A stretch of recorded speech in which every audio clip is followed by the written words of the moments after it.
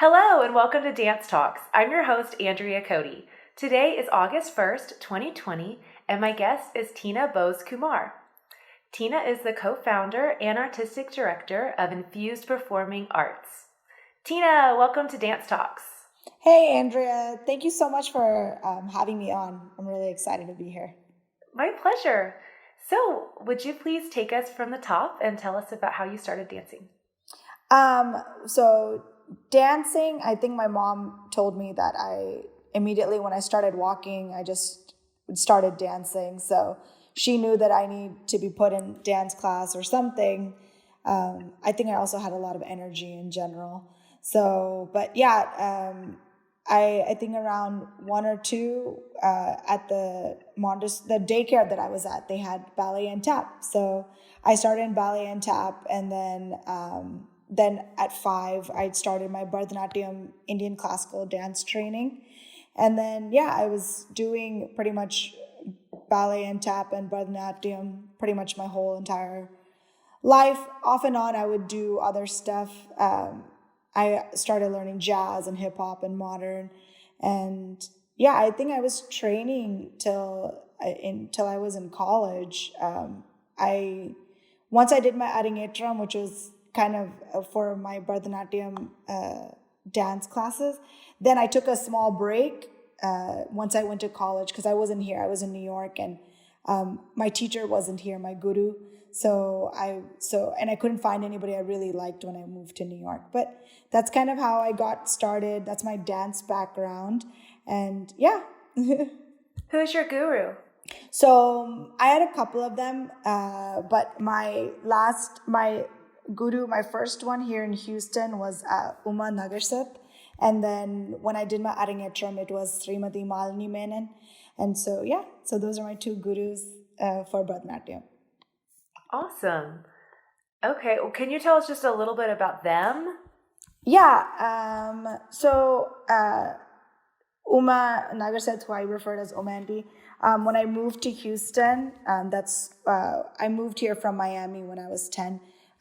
So I started, I think, training when I was around 10 or when I first started class with her. And she was an awesome teacher. And then along with Bharatanatyam, I learned a lot of folk styles of dance like Garba, Ras, and other folk styles of dance. And she's a very famous Kathak teacher. And her background, she has a lot of different dance backgrounds. And then I moved to Srimati Malini Menon. She had moved from India after she had gotten married. And so she was here in Houston, and I trained with her. And she did Bharatanatyam and Kuchipudi mainly.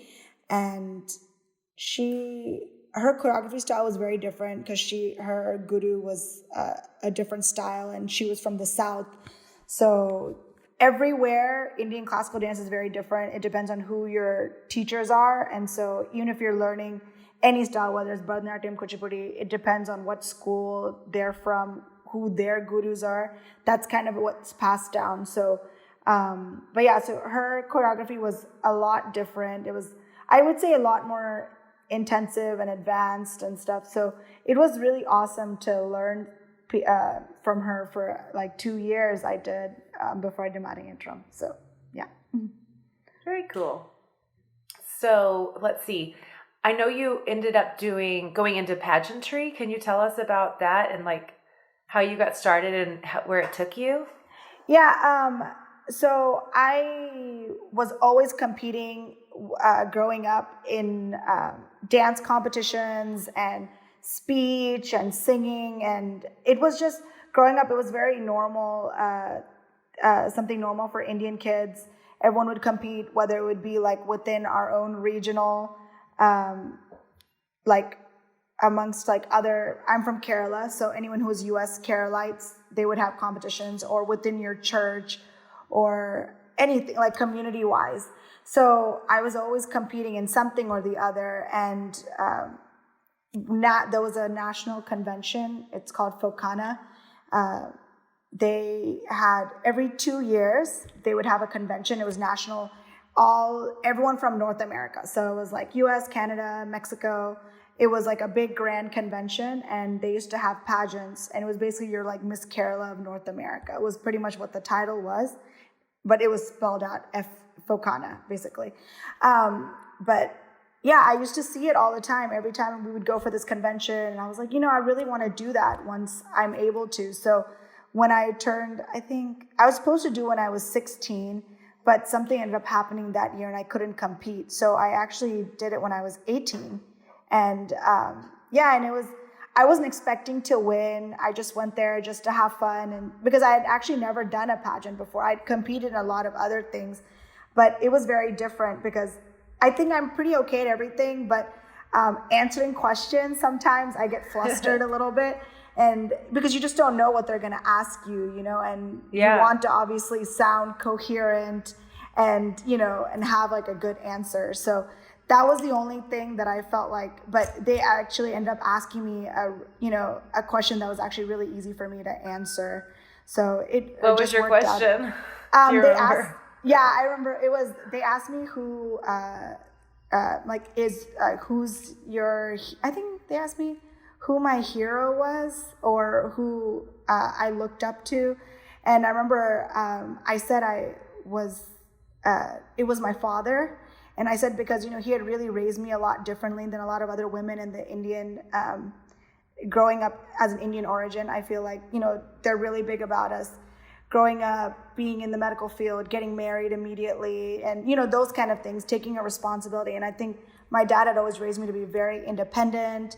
And he told me to, make sure that, as you get older, whether you get married, you need to make sure that you are financially independent, that you have your own things going on, because you just don't know where life is going to take you.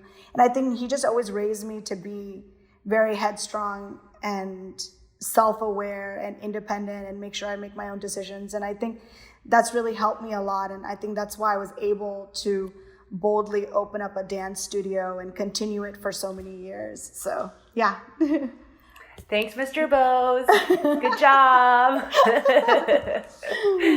Cool. So your company, Infused Performing Arts, your mission is to promote the awareness of Indian culture, and you opened up in 2010. How did you start?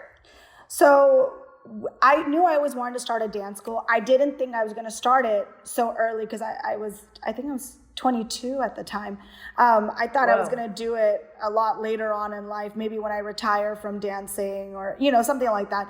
But it just happened to kind of all fall together. I had met Kiran, who co-founded it with me. And, it's really hard to find guys that are dancers. And so it just happened to happen. And he came into my life and I was like, this is a good time because I really think to have a successful dance school, not that you can't do it on your own, of course you can, but I think it always helps to have somebody else so that we can split the responsibilities, because people don't understand how much it takes to run a studio properly. It's not just about teaching classes. There's advertising and talking to sponsors and, so many things. It's just like a corporation, but we're dealing with kids, and parents, and we still have to put on shows and do productions and get costumes, and those costumes don't come. You have to design them. So there's a lot of things, editing music, whatever. So it just happened to be that me and Kieran are pretty much exact opposites in everything. So it was so easy for us to split tasks, it almost became so natural. Yeah, because we literally are not at all alike.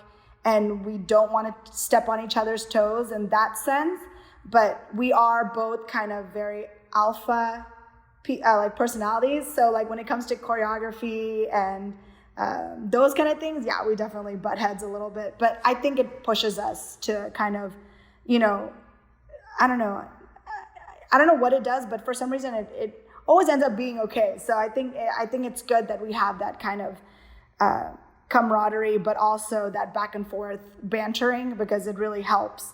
But so yeah, once we got married, I was like, I think Kieran didn't have a job right away because he had come from India. So I was like, let's start a dance school. I anyways had already started something small in my parents' house.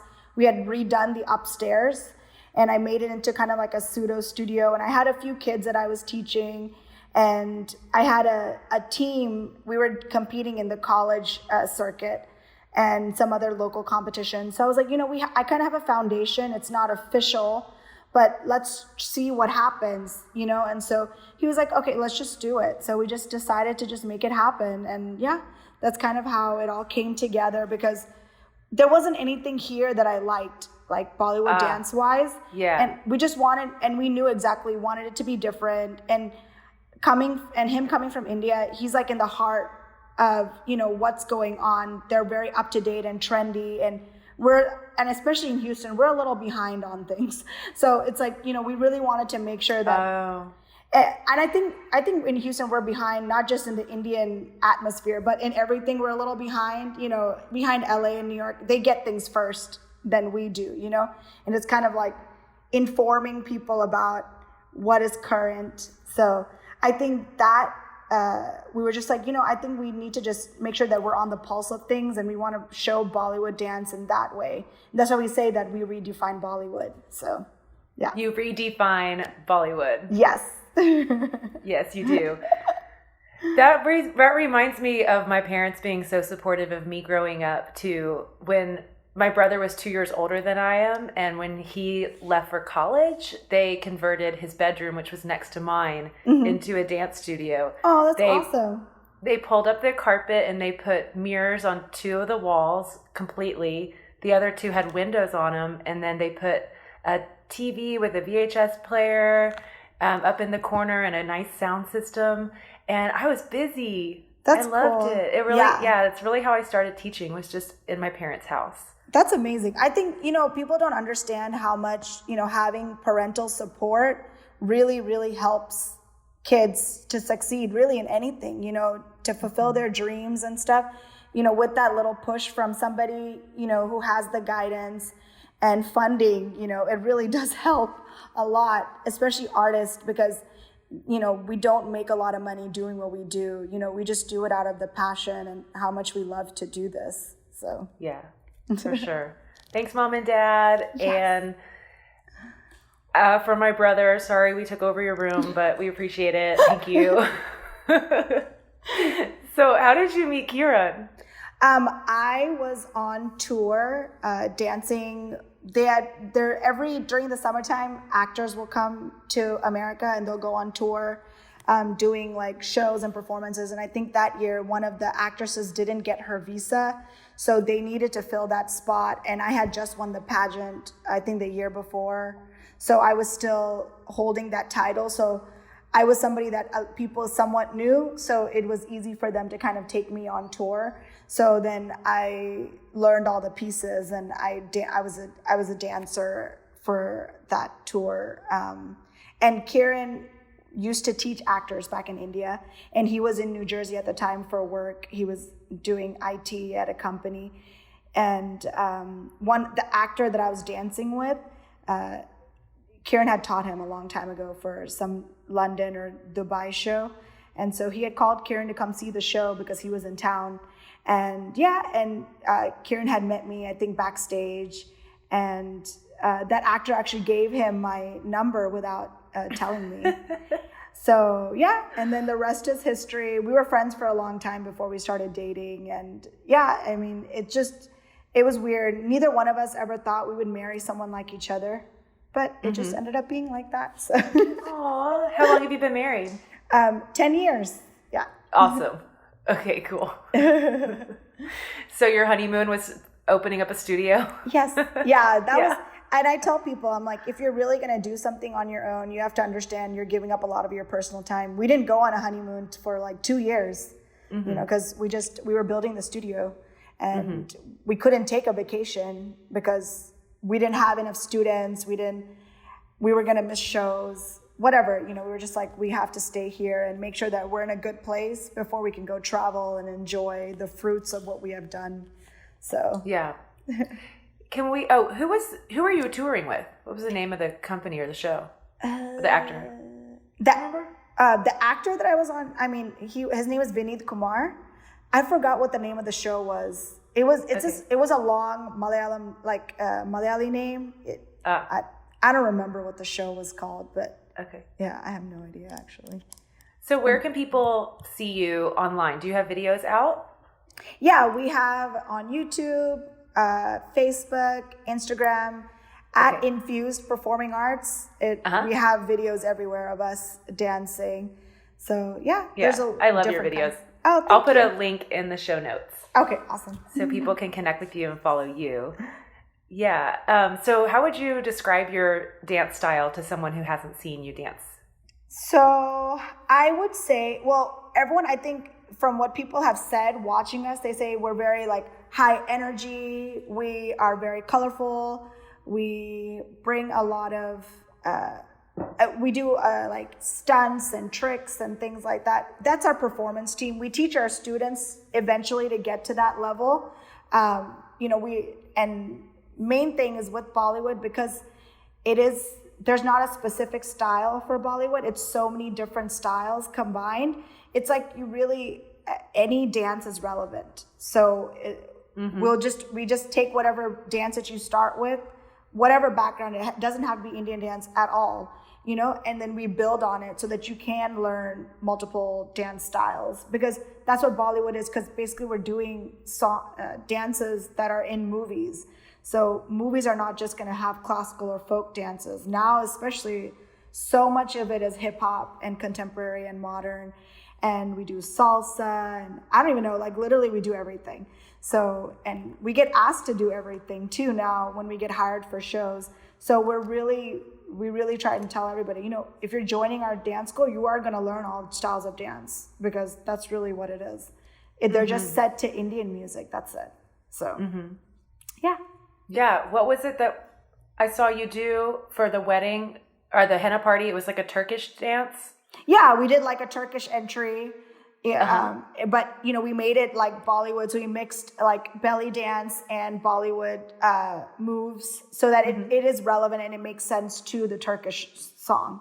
So and people ask us all the time, like, can you fuse ballroom and Bollywood or whatever? So I'm like, yeah, we can do it. What do you want us to do? I was like, yeah, we'll make it happen. What's the look? Yeah, so they're really, I guess the definition of Bollywood, like how would you define it? Both, I mean, historically it's coming from the Bollywood cinema, so tell us a little bit about that history, and then kind of, even though like at some point it's not Bollywood anymore, so is it the music or is it the hands or the eye, like Yeah, I mean, I think the basis of Bollywood dance is expression, and the way that we express with our eyes and face. I don't think any other dance has that much emphasis on expression the way that Bollywood dance does. You can be doing a hip hop or salsa, but then it's like the way that your eyes are and the way that you're looking into the camera or the way you are on stage.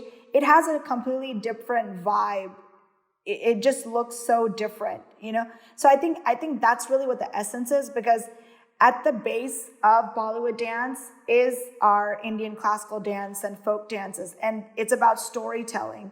And so I think that's really what, Bollywood dance is. You're telling a story. Whatever the music is, the lyrics are, we're conveying that message. And so I think that's why even though we are doing different styles of dance, and I do think we still use a lot of mudras and things, and the way our eyes and our face expresses. We're really big on lip syncing, which is it's like the number one rule that you're not supposed to do in any other dance style. Right. You'll get in trouble at auditions for lip syncing. So, but we're all about lip syncing. So, cool. But yeah, so I think I think that's what it is, because it's coming from film, so it's like we have to still give it that respect that it's still music from film. So we have to make sure that we're still telling a story, whatever that story is. And what are mudras?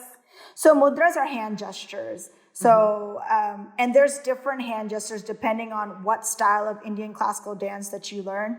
I'm a Bharatanatyam dancer, so that's the basic mudras that I know the most. I still do like Kathak style and Kuchipudi and things like that, but then it's like I have to learn that from somebody. What are the proper movements and hand gestures for that? So, but yeah, it's just basically like anything with your hands, you're just going through. So we teach that all of our girls that start with us, their beginner classes, it's part of the curriculum that they learn mudras because they have to learn how to get their hands comfortable switching between different mudras, whether we ever use it or not. It's helped so much with the way that your hands, your flexibility, and it's like I can even move just my fingertips. And then you just get so strong doing those like minute movements with your hands. It just helps with everything that you're doing, like any dance style. It's like, it's amazing how much that, it's like hand exercises. It's really awesome. Yeah. So, and then, it's part of when we're doing any kind of like content, it's like, you're telling a story and stuff. You're asking someone to come and then you love them. It's so pretty. It's just like small, minute things that you can really do a lot without even moving your legs. So. Right. Wow. And I guess first of all, just that intimacy and intricacy is so, it's compelling. Mm-hmm. I mean, captivating. Yeah. It's also so challenging. Like you don't get just to do body position. You're not getting away with just body positions or flexibility or strength. It's like, and all of that. It's on top of it. Yeah. And it's like people only know about mudras, but actually it's like there's mudras, then we do eye exercises to get our eyes. Then we do neck. There's like different things. You have to learn. It's actually broken down. For Bharatanatyam, it's broken down. So you have to learn everything specifically. And then it's like when you put it together is what makes it look the way that it does. So yeah, it is a lot of moving pieces at the same time. Yeah. Yeah. Extreme isolation. Yes. Really. Yeah. So, and with Bollywood encompassing so many other styles of dance, it's extra layers, that's awesome. Yeah. And I can see how it being film makes some of that make sense because so much of dance is like, oh, do it for the back row. Mm-hmm. And like the back row doesn't care what you're doing with your eyes. Yeah. They, so it's just overlooked maybe like in large, theater spaces. But if it's going to be on film and it's going to be close up on your face, you have to act like all the way. Yeah. And I think the thing is that like, when you're dancing, I feel like if you're that person that's putting everything, like your eyes, your hand, your feet, everything is like on point, whether you're in the front row or the back row, like you. Yeah. For sure. I mean, I bring binoculars to the theater anyways. I want to see, the whole picture for sure.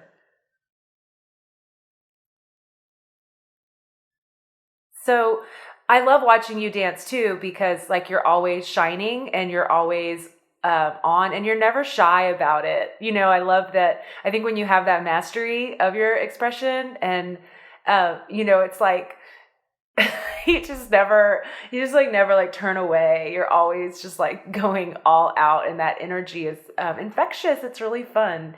It's very liberating to see somebody who just has that kind of courage, to just shine that brightly. Yeah. Thank you. It's awesome. Yeah. I mean, I think nowadays it's like where I put so much emphasis on, like making sure our students look good and dancers look good. I don't even notice what I do anymore because it's kind of like, I feel like, when you run a studio, you kind of are almost in the background a lot of times.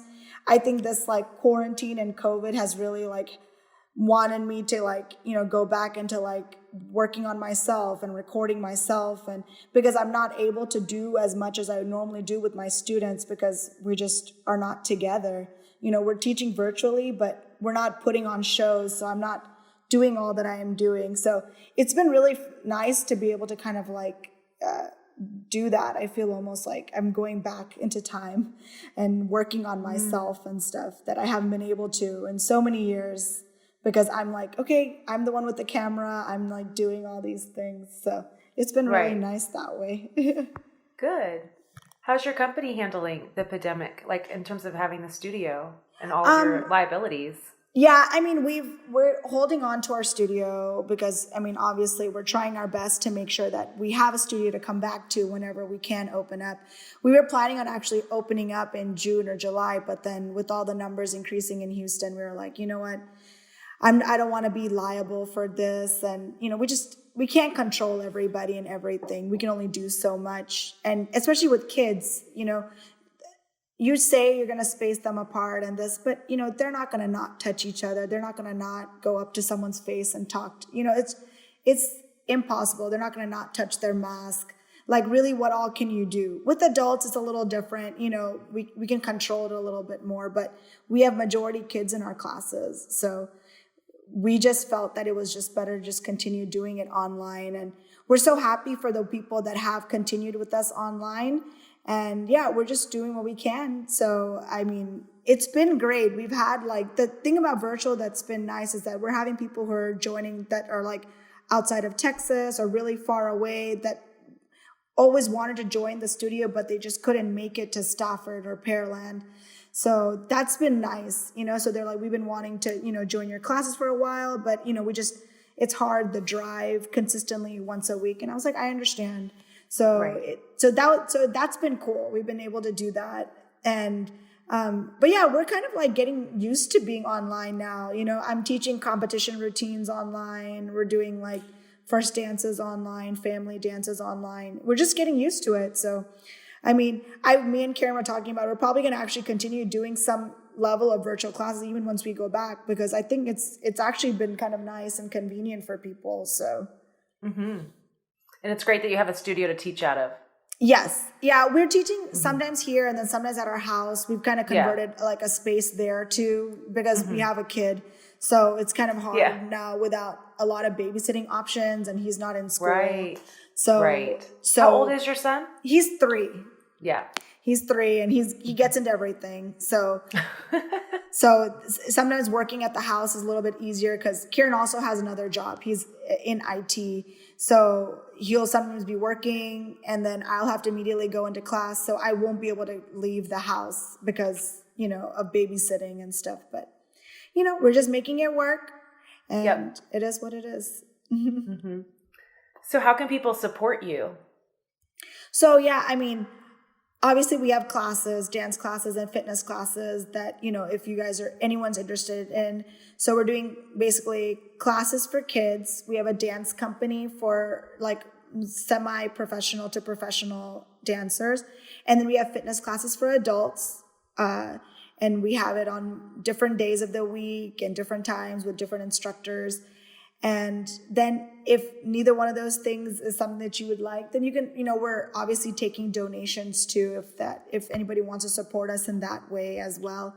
So yeah, I mean, everything. And they can request private lessons or custom choreography for their events. Custom choreography, private lessons, for whatever. So, and we're doing everything online, and it's worked out. We send videos afterwards, just to make sure that you guys have it if it's not fully caught up online.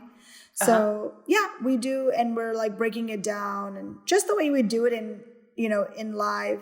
I think actually we're doing so much more now because we're online. We're doing it this way, then we're turning this way, then we're doing a close up on our feet, then we do our hands. So it's been actually, I think they're getting a little bit more detailed than they normally would, because I feel like in class, unless you're one of those kids that are really detail oriented, they are not looking at everything. They're just kind of okay, I got the general step, I'm good to go. And we try to fix them, but it's if they themselves don't notice it, they're not really understanding what to fix and alter.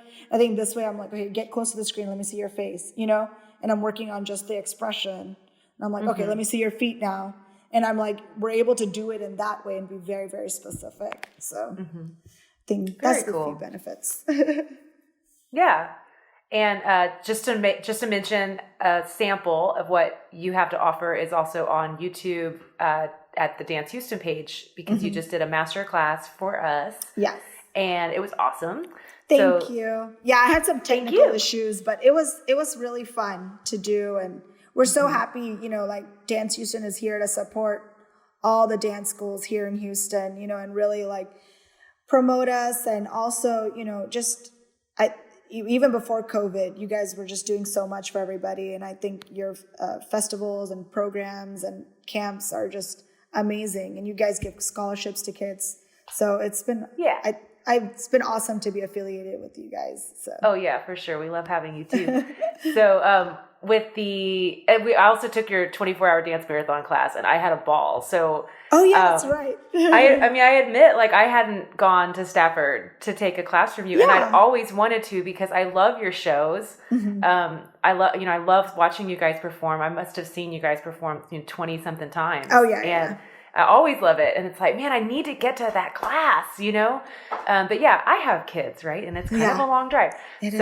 I love that with our summer camp, we really serve it up on a silver platter because you come to a studio that all these other teachers that specialize in different forms of dance from around the world also come. So the kids can get dropped off, stay all day and learn all these styles.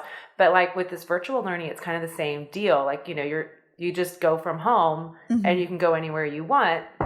And it's great that you're making it available and just sticking it out and really like using, the technology to get to that level of detail that you've been, trying to show people. Yeah.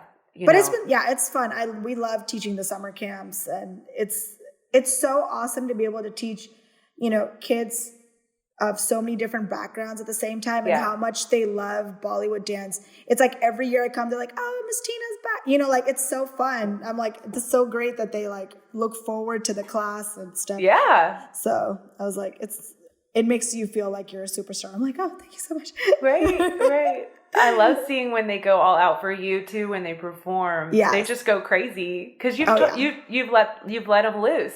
Yeah, I know. No inhibitions. Yeah. And we're like, and it's been fun because we always try and pick really fun songs for them that they would really like. Lots of beats and, just keep it interesting. I know this year was a little bit different because they weren't able to do what we normally do. But normally, we have them they can showcase their tricks and whatever. I have them do it's fun. They can really be creative and stuff. So it was really, really nice. So. Oh, yeah. Yeah. I remember last year when we were at the mall performing, Garrett got the biggest reaction from the crowd from the whole entire show because he got to do a flip or I know. And it was so handspring cool. or something. Yeah. What did he do? He did like a tumble. He did like a... it was a pass. Yeah. Yeah, he did like a full tumble pass. Yeah, it was awesome. It started the dance off. I'm like, all right, it's going to be a great dance. So that was so cool. Yep. Oh, well, we'll look forward to better days. Yes. I was like looking forward to seeing everybody again in person. I was like, definitely miss, I think I every time I visit the studio and it's empty, it's almost saddening, I'm like, And, I think like dancers really love the way that it feels to be in that kind of like sweaty atmosphere and like just being, I don't know, like it's almost like having like a good workout. Like, I don't know how it's almost like the same thing, like when the mirrors get foggy and you're just, you've had like a great day in dance. Like I like miss that. And I'm like, I know now it's like anything to do with people's breath and air is like, it's like, no, now I'm like, it's so sad. I was like, right. I was like, it is what it is. I was like, everyone's afraid to breathe. So like, I know. There was a study that came out not too long ago about moving in unison in person with other people. And this, I want to say I read it before the pandemic hit because it didn't ring, so hard when I read it as it makes me feel now. But it was basically saying that like we get this huge, rush of, I don't know if it was adrenaline or serotonin or both. But just, we get this great feeling when we're just moving in unison with other people. Yeah. And it's what marching did. And so people the whole idea of marching was just to feel good. Yeah. And, I know. I know. And that's what we're missing. You just can't do it. You really can't move in unison. It's not It's so sad. And we love that. I know. I miss everything about being in a studio and doing that together, whether it's a dance class or a routine or we're doing a fitness class and everyone's doing it together. Like it just, right. It just, yeah. That's way better than left, right, left, marching. But it's like same to think that even that was, so life, enhancing that, they hundreds of thousands of soldiers have done it for, Yeah. I think centuries. It's just about being a part of something bigger than yourself. I think that's what it is. Just feel like you're a part of something that is so grand, for you at that time. I think it's a really great feeling that you're not alone. You're doing something together. And I think that's what's so beautiful. And I think that's what people are so enticed by, whether it's marching together or dancing together or singing together, just that feeling of unity. I was like, yeah, I know. It's like the small things. You miss all the small things now. I was like, yeah. How's dancing helping you cope? Oh, yeah. This is like dancing and teaching class is literally the only thing that keeps me sane, I would say right now, because I don't think there's ever been a time in my life I wasn't dancing, and I'm not able to do shows, and I love to perform on stage, and that's not happening. But at least to be able to share what I love, with kids and still to teach them and seeing them grow into, really beautiful dancers. I'm still glad I'm able to do that much, because without that also, I feel like I have no purpose. So this is kind of like I'm still doing what I can at home, because, I don't have a corporate job or I don't belong to any company. This is what I do. So being able to still share that and practice at home is such a true blessing. I'm so glad that this has happened at a time that we do have technology and we have the capabilities to still connect with people this way, because I don't know how it would have been. And I think, in the 1900s when the last pandemic happened, it was like that, So I think we're really blessed this time around that we're still able to connect, whether it's through dance or at least wave at people on FaceTime or whatever meeting, it's amazing. So. Right. Yeah. It eases the isolation so much. Yeah, for sure. So, tell me a little bit about, let's take us back to when you were doing shows. And I know, so you're the artistic director and Kumar is the creative director. And y'all are splitting up these tasks. Can you tell us about that creative process, just how you go into, okay, the big show's coming, we got the theater, how many students do we have? And then, your company and just kind of how you approach it. Yeah, so basically every year we have our recital at the end of the year, and ever since we started doing Bollywood Blast in 2000, I think the first one we did was 2013, and ever since that year, and we're so thankful to Ratna Kumar for giving us the opportunity to direct it, and her awesome. Thank you, Ratna. Yes. And her late husband, Anil Kumar, was there at the time during 2013, and he really pushed us. He was like, it has to be like this and like that. You guys have to have a story. You guys have to have, the backdrops, not backdrops, but like the LED screen needs to be used. And he was just like really pushing us to be outside of what we thought we could do, because we were still a baby company. We were only about 3 years old at that time. And we were so blessed to have the honor of doing this, but we were like, we have to make it amazing. It's still at Miller Outdoor Theater, 10,000 people are going to come out to watch this. So we have to make sure it's memorable. It's something amazing. So ever since that year, even our recitals, we make sure we have a storyline. We make sure we have things on the LED in the back. Now we have before we used to just use like a regular projector and stuff. Now we get an LED wall made and we get crazy lighting. Everything matches up. So now it's like we just sit down and we're like, okay, what do you want to do this year story wise? And then we go through a couple of different options. So normally I usually come up with like the basic story, like this is what we're going to do. And then Kiran is the one who writes the generic script. And then we have another person, Yaksha Bhatt. She's the one who actually goes in and writes like the detailed script with the scenes. So you know where to place the songs. So we make it into a full-on production like that. And then we just use whatever songs we've been using for, like, we taught the year, and we just figure out where everything goes sequentially. And then the dance company is the one that drives the story. So we'll make sure that our songs make sense to make sure it drives the story the correct way. And then the students also. So yeah. And then Kieran edits all the music. He does all the background work for all the VFX and everything.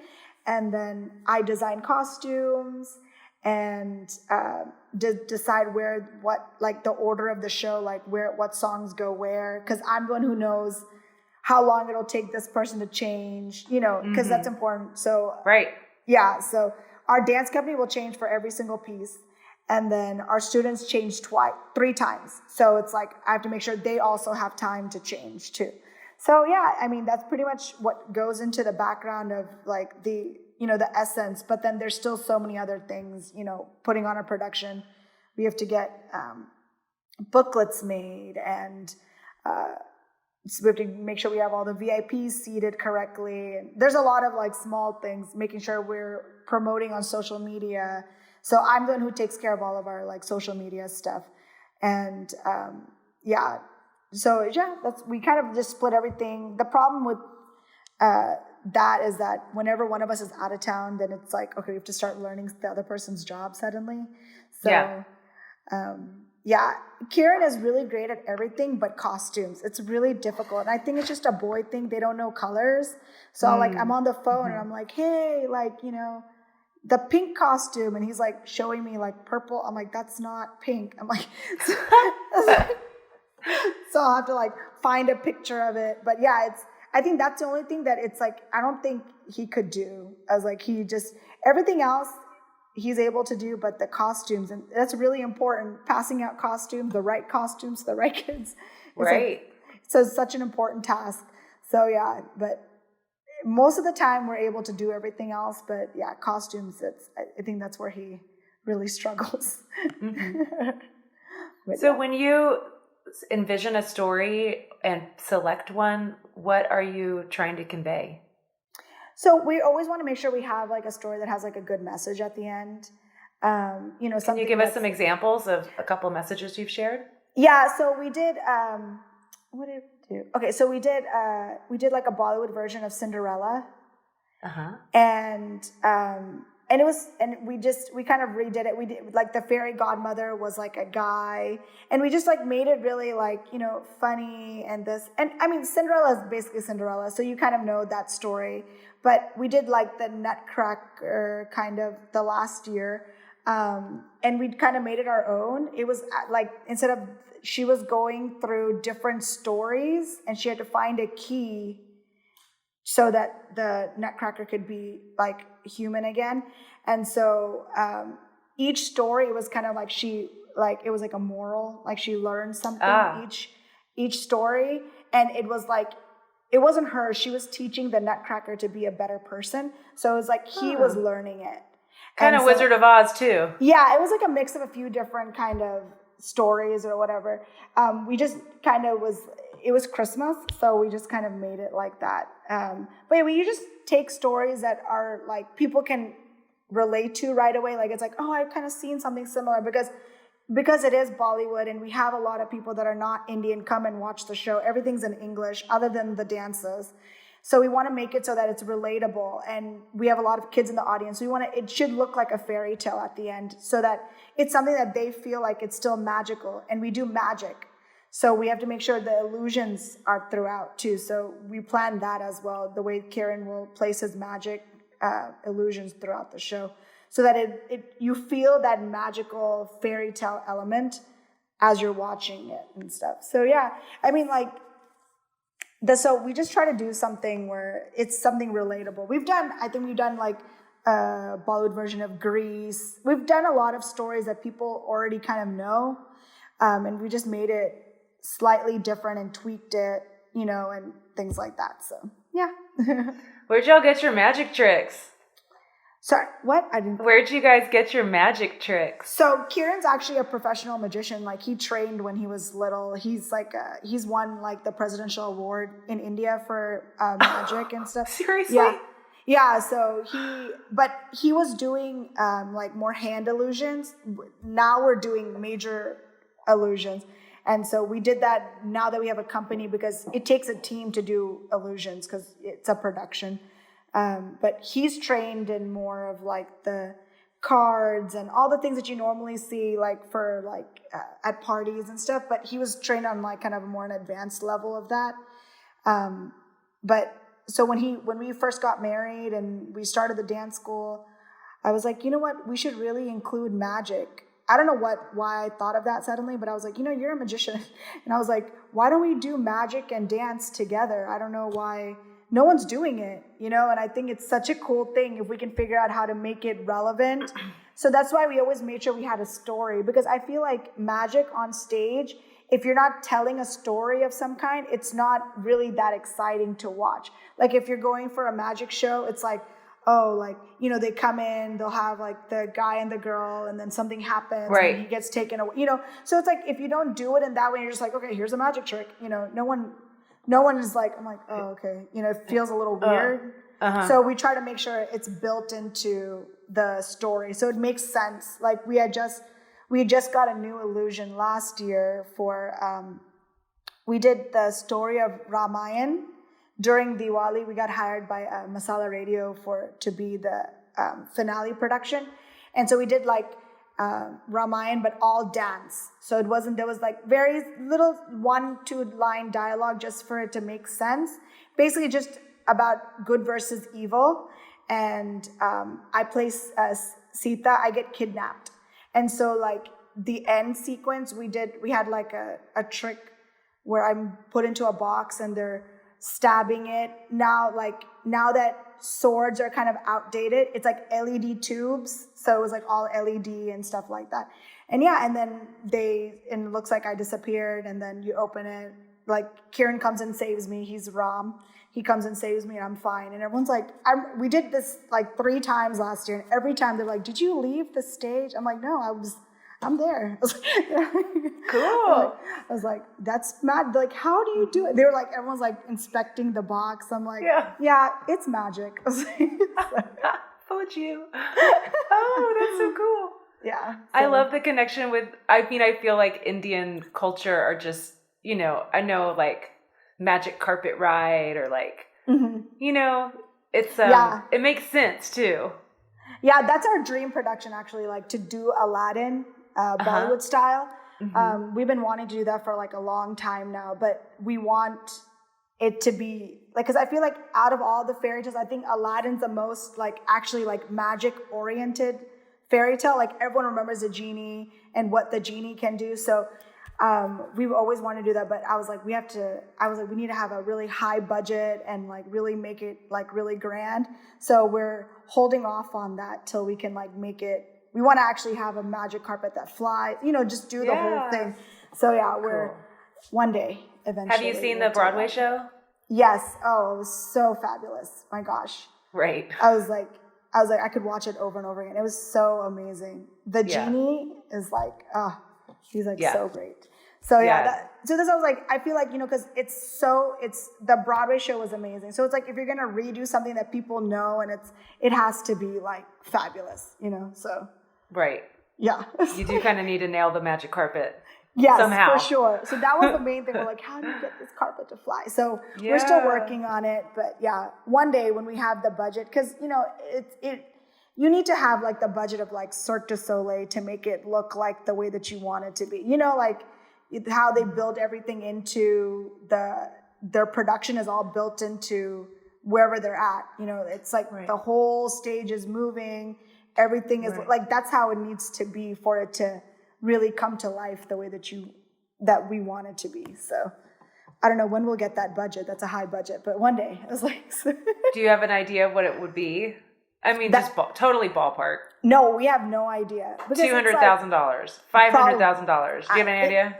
I have no idea because, the thing is that pricing for these things change, and then it's like every year some new technology comes into play and you're like, oh, I want that in my show, So Right. It's like, you don't know, like whatever I would budget out today, next year it could be like thousands and thousands more. We have no idea, especially now, everyone is struggling, everyone's going bankrupt. People, no one has business like Broadway, Cirque. Everyone is struggling because without shows, dancers can't survive, so it's really tough. I don't know if because of this, it's going to make prices go high or low. We don't know what Corona is going to do to the entertainment field going forward. So It is what it is. I was like, so one day, I was like, I'm hoping. So Yeah. Yeah, it's definitely hitting hard in our field. Yet, there's a lot of home study going on, like you said. So we could be brewing something really great. True. So, I mean, this is a time I feel like, you have to either be on it or kind of give up. There's really not, I don't think this is a time to be kind of in between. So it's like either you're a fighter or you're not, because it's hard. Everyone is struggling right now. So It's been sad to hear so many studios shutting down and people shutting down, but what can you do, so. Right. Hoping everyone comes back. So. Yeah, me too. It's hard to imagine. I heard Maria Fernanda Urbaez, who was our first guest on this show. She did close her studio a couple weeks ago, and it was such a grand, wonderful place. And they were very successful artistically, and they financially, they had a lot of students. Yeah. And she just decided she was going to reinvent herself. She's working on that. I look forward to seeing what she invents. Yeah. She's amazing. You never know. I feel like sometimes when you're thrown a curveball, if you can take it and figure something out that you never thought was possible. There's so many things that can be done and stuff. So it is sad. The problem is, dance studios are very expensive. We have large spaces, and when those spaces are not being utilized, it is what it is, so, and not everybody wants to do virtual classes, which is kind of sad. So we're not able to, sustain things, but I was like, I'm hoping that whatever happens, everyone figures out their new path and, figures out what's going to work for them going forward. So. Right. Well, we do need space. And now more than ever, we need people to space out. So I feel like there's so many underutilized spaces in Houston. We have to have that air conditioning for like a lot of the year. I mean, okay, we don't have to, but we feel like we have to. Yes. So just thinking about dance studios and theater spaces and how they're empty now, but we are looking very close, we're very close to starting school. And so many parents are concerned about getting all these children packed into buildings. 400 is like a small elementary school, and 3,000 is a typical high school. Yeah. And so it makes me think, wow, is there any system where we can spread out some of these things and start repurposing places? And even with just childcare, for people in the medical field and food service, like they still need help in a safe place for their kids. So, I'm wondering if some studios could help out in that way, even if it was a daytime, like limited type of thing. I feel like people are wanting to help and do whatever, but I just think that, everyone just needs to figure out what's the best way, what's the safest way, because that's what's ultimately important. I think the other problem is like when anything happens, everyone goes to social media to shame people. And I think it's really sad the way that people are, so they're like, I can't, whatever. You don't know where anyone is getting anything from. But people just are so quick to be on social media to, just attack businesses and people and things. And I think it's really sad that way that, faceless people can do that to other people. So I think that's what it's like, scaring businesses into trying to help out, because you'll get shamed if something goes wrong. So That's a good point. it's like, Right. Yeah. It's like, do you want to close your business or, help out a few families, but truly run a risk? yeah. And not just a risk of public shaming, but a risk of, hurting someone or getting hurt. Yeah. Yeah. But then again, I mean, just, we need more, I feel like we need more space. So, it's more about where would they be otherwise? Yeah, that's true. If they're going to be packed into a, school classroom, like that's going to be harder on the teacher. It's going to be, harder on the other students and their families. So it kind of just, right now school is such a big issue because it's August 1st and schools usually start in August. I know everyone is like, I think kind of scared and tentative about the situation, whether their kids are doing it online now or, I don't know actually anybody here that's going into schools. I think maybe some of the private ones are, but anyone who's going to public school, I think they are for the first couple of weeks all online. So that's like extra burden on the parents to teach them because, it's like things changed from when we were in school. So it's like, sometimes you're like, what are they learning? Right. So it's like, yeah. I mean, this is just pie in the sky, but, dance studios being full of teachers, people who love to teach and love children. Yeah. And who can teach dance, it's like, what if they could have, 4 or 5 kids come in and they can do the online virtual session, and guide them through it and make sure the kids are paying attention and, getting their work done. And then, obviously, they're not going to go to recess, but like they're in a studio, they can turn on some music and get some exercise, some dance training in. I think just having that kind of extra offering where like you're willing to do some of that virtual things, online learning from the public schools so that some parents, can get back to work. Yeah, it is. I mean, I think something like that would help. And if there's a way to do it safely, I think we would all want to do that. So, right. Yeah. Just some middle ground. With social media, like you guys are really active on social media, right? Do you ever feel conflicted about it? I mean, so here's the thing with social media. Me and Kieran are very divided on it. Like he is so like anti-social media, not anti. I think he just doesn't see a need for it because he just doesn't like people who poke and prod into his life. Like he's just one of those kind of people.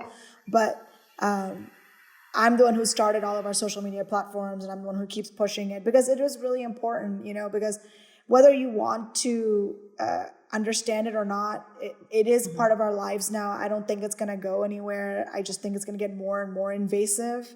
If anything, I don't think it's going to get less invasive for sure.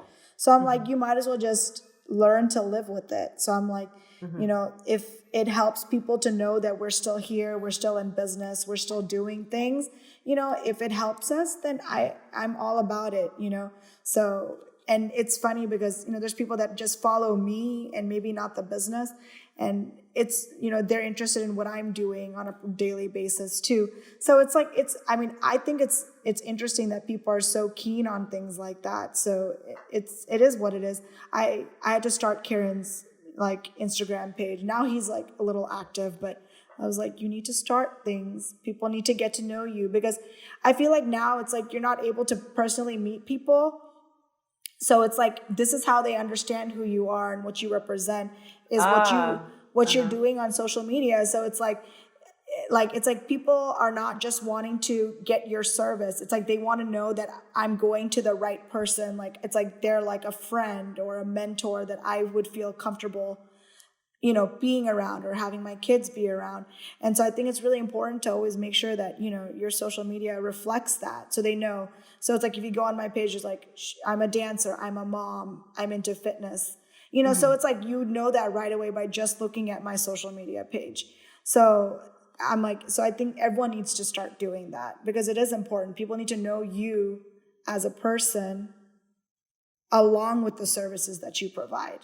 So yeah, I was like, because I think everyone does it now. It's like as soon as you see anybody, you're like stalking them, on Facebook and Instagram. Like, oh, who's that? So Right. Oh, they don't have a page. and you're like, oh, they're who's this person? Yes. Right.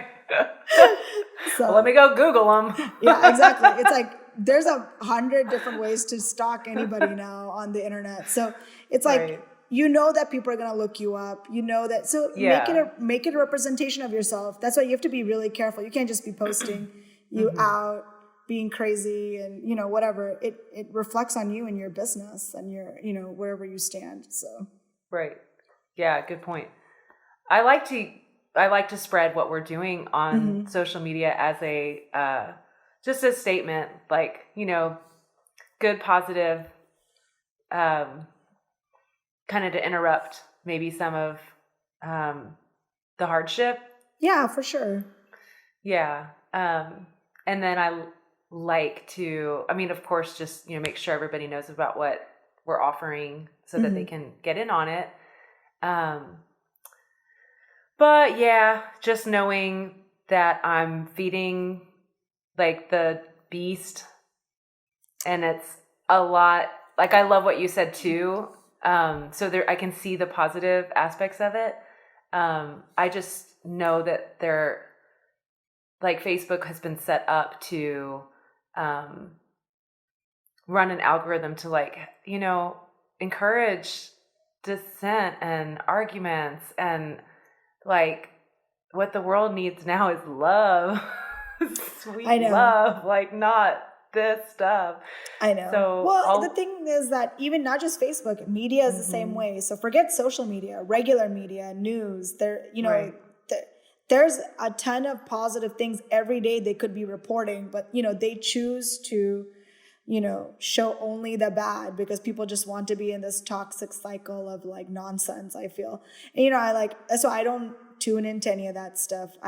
If there's anything on my Facebook page I don't like, I immediately block content I don't like, and I say I don't want to see anything like this on my page again, because I have my own set of beliefs and things, but I don't push that on anybody else, and I don't want anyone pushing their their ideas on me. I think everyone's ideas, beliefs, politics, faith, that's very personal, and I think that's for you.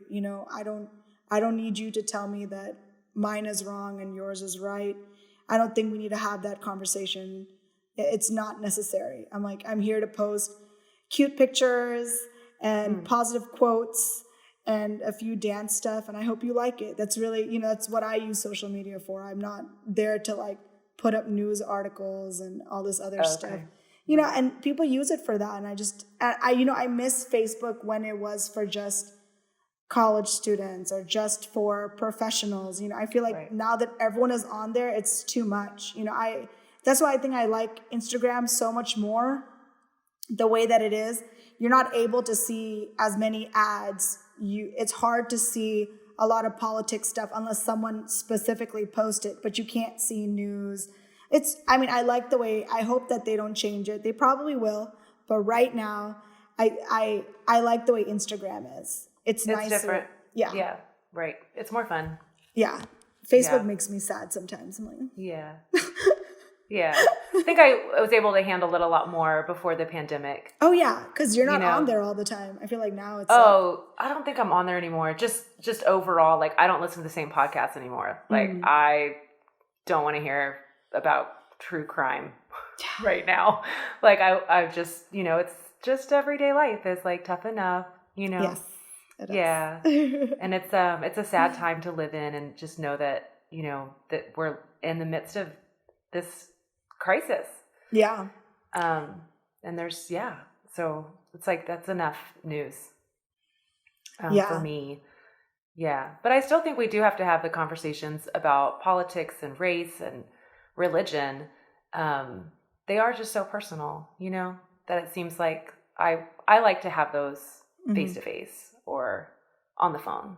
Yeah, I love discussing that when we're in a group or whatever. I don't like people posting stuff, and it may or may not be real facts and whatever, I have, but it's on the internet, you're just going back and forth typing, and I don't think you get the same conversation or ideas or, obviously like inflections in your voice or the way that you're saying it when you're talking to somebody in person. So I think that's why I don't prefer to do that over social media. So, do you think it helped your company a lot though? With Facebook? Oh yeah, for sure.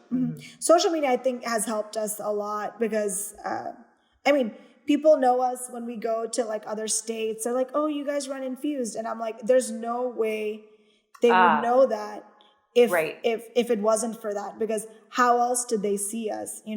We do go on tour to states and stuff like that, but we're not going everywhere to every state. We're just, I think, so it's nice that way. People are like, oh, I saw you guys doing this on Facebook or YouTube or whatever. So it has helped us a lot.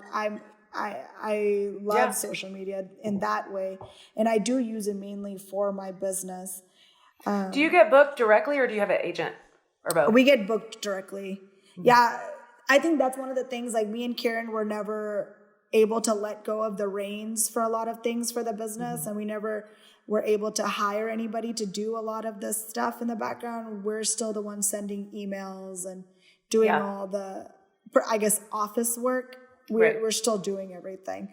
So I think there's, pluses and minuses to that. It's like, they're talking to us directly. So clients are able to like talk to us and they're all like, can you tell Tina and Karen that this is what I want? Or, so those are all good things.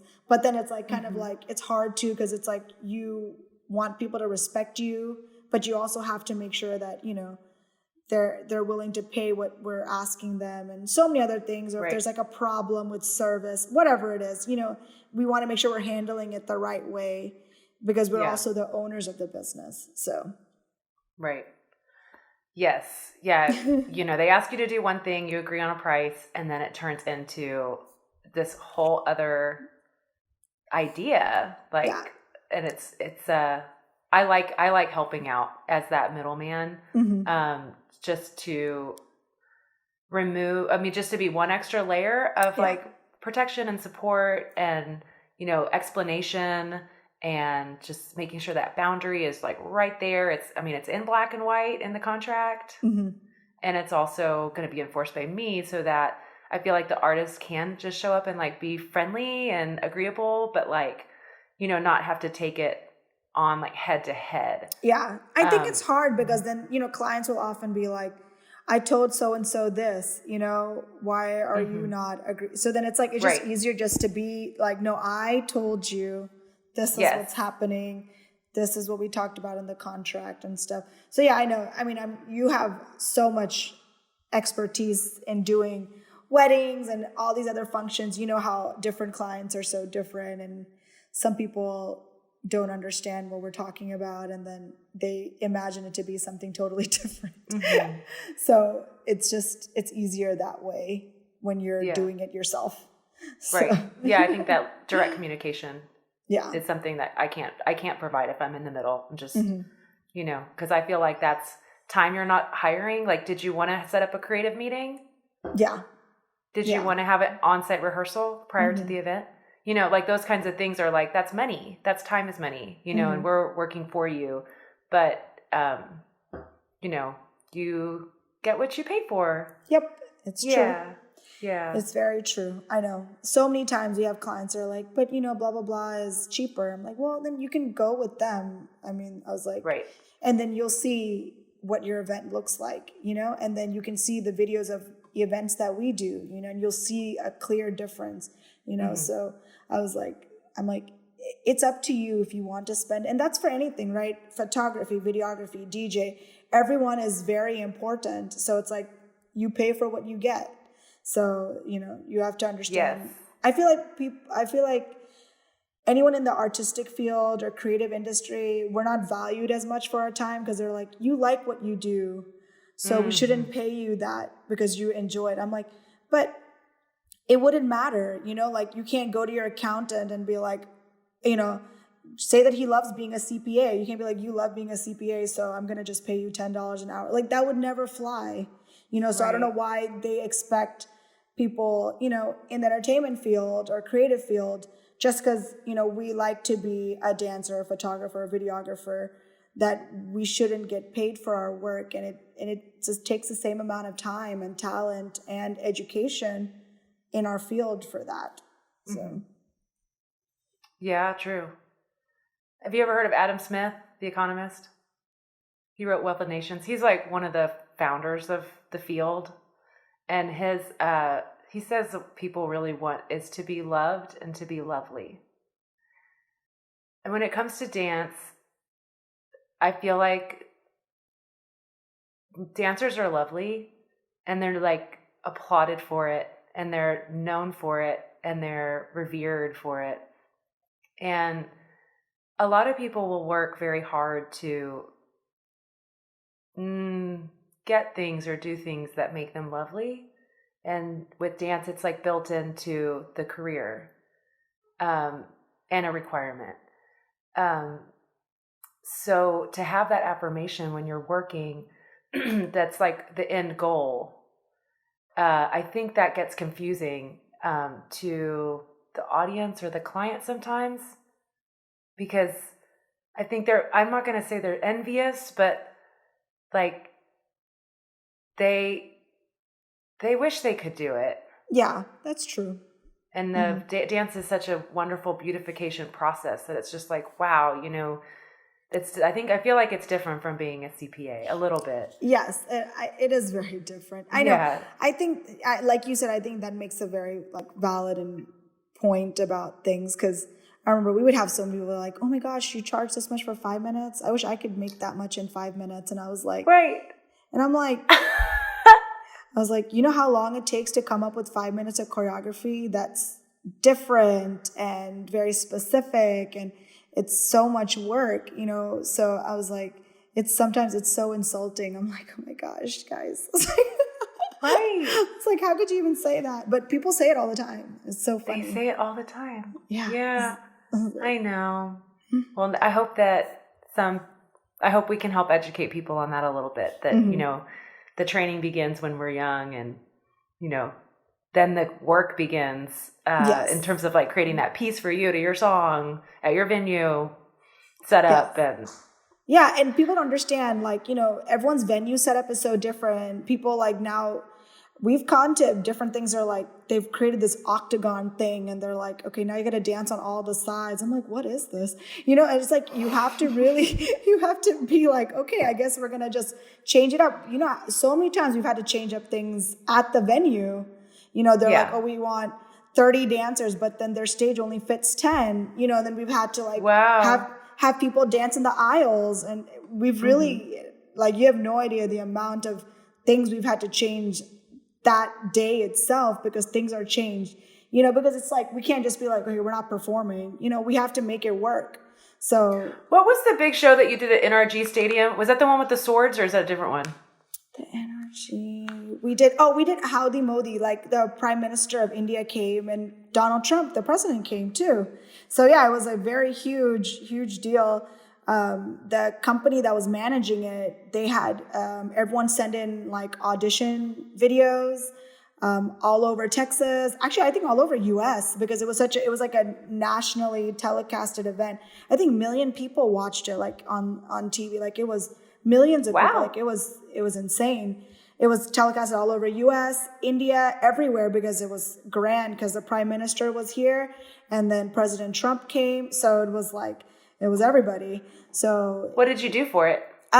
So we were the Bollywood finale. We got selected to be that. They only selected I think there was 3 of us in our Bollywood category, and then they had us be the finale. So we had the most amount of time. So we went through, and we kind of picked out what they wanted, because they were trying to tell a story about a girl here, and how, she was trying to be Indian and American, and what that's like, the struggle to be both and be respected. And so basically at the end we do it was a fast number, and we added some line dancing in between to show that, how you can be both and it can be beautiful. Like you can be Indian and American and proud and, still represent you as a person. So that's kind of what we did. So it was cool. It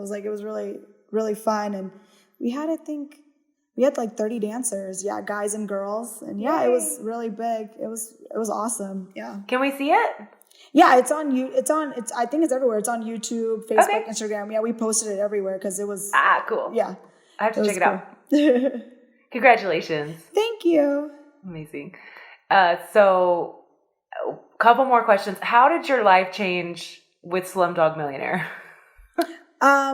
So Bollywood became nationally recognized. It instantly became on all the competition shows. Like there was a Bollywood category suddenly. Yes. Okay. I was like, oh, Bollywood is everywhere. Everyone's doing it now, and I think that kind of national and global recognition was so important for us to kind of be able to go, like Indians, to go to the next step to where people are recognizing us and understanding a little bit more about our culture and how beautiful it is and how vibrant and colorful.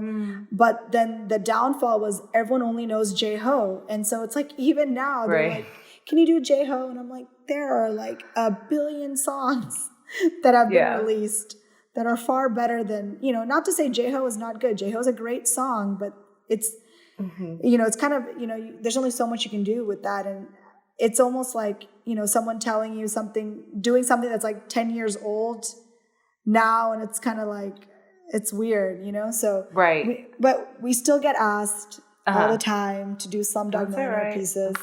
But cool. Oldie but a goodie. It's an oldie but a goodie. And we've just come to terms with it. But it's so funny. It's like a running joke now, because it's like, all the Indian dancers, like, we're always like, oh my gosh, we're doing J-Ho. Like, it's like, or like any new client that's like not very familiar with Bollywood, they're like, can you guys do J-Ho? And I'm like, okay. I was like,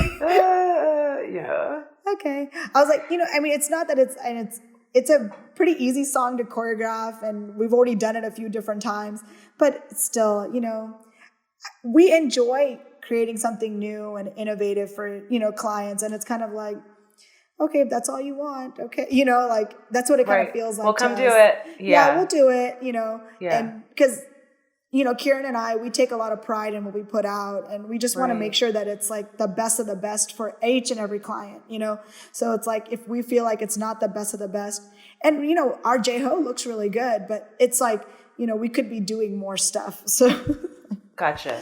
Yeah. And just like you said, kind of being behind, you want to keep it fresh and keep it up to date. That's a huge part of hip hop. Because the problem is, like, non-Indians are like, oh, J-Ho, we know that song, we love it. But then when everywhere there's Indian people, at every event we do, whatever it is, there's gonna be Indian people, and they're gonna be like, why are they doing J-Ho? Like, literally, every Indian's like, I was like, why are they doing J-Ho? And I'm like, don't ask us. This is what they wanted. So I was like, so that's the only issue. It's like, for anyone who's not Indian, they're like, J-Ho, that's my jam. I love this song. I know it. It's usually everyone's first Bollywood movie that they've watched. So they're like, And what made it cross the ocean? Why is that the one? Like, when did Bollywood start? And why did Slumdog hit here? Well, because they won so many Oscars. It won so many Oscars, and the music won. I think he won 2 Oscars. A.R. Rahman, he won, I think, 2 Oscar awards. Gotcha. And so, like, it was like, I feel like whenever a movie wins any Oscar award, everyone's like, okay, we got to go watch that movie. So that's really pretty much what happened. People who hadn't seen it when it came out, they definitely went and saw it once it won. I don't even know how many it won, but it won quite a few awards. When did Bollywood start? Just after Hollywood? Yeah. I mean, I don't know if it was always called Bollywood. Like, we've had Indian film cinema since, cinema was available, I don't know if it was always, I'm not sure when the actual inception of Bollywood happened. I'm sure it was after Hollywood came into picture. They, and now all the movies in India are similar. So we have like Tollywood and Mollywood and Collywood, and it depends on what region you're in India. That's what it's it's labeled Is like the that. B for Bombay? B is for Bombay. Uh-huh. So they did it at the time when it was still called Bombay. Now it's called Mumbai. So, but they're not going to change it to Mollywood because Mollywood is a different film industry now. So, Okay. yeah. Cool. All right. Well, let's close with you taking us on as your students and giving us some life advice or dance advice, just whatever you'd like to share, be it your motto or just like what we can do for when we turn this off and get back to reality, maybe turn on some music and just have a better life with your guidance. So I would say is, really truly use music as kind of an avenue for you to just feel whatever you're feeling. And it could be any kind of song that you really, truly love and let it move you. I feel like there was a really great quote. I think Sandra Bullock, I posted a couple of days ago on my social media about how you should dance in the morning. It makes you walk a little different. And I think it's so important to be able to be within yourself and feel the freedom of movement, whether it's for yourself or for, it should be for yourself, honestly, because I think any dancer that loves to dance, even, they do it for themselves. And so you should just love to move, whatever that is, even if it looks ugly to you, it doesn't matter. No one's there in your room, and just let it move you, feel what you need to feel, whatever emotions you need to feel, and then just go on with your day. It's going to make you feel so different. It'll make you feel so much lighter. It'll help you, deal with things you probably weren't ready to deal with. And I think that's the power of music, and the power of movement. And I think it's just as important as learning any other kind of thing in your life is that you should be in touch with your body and in touch with sound.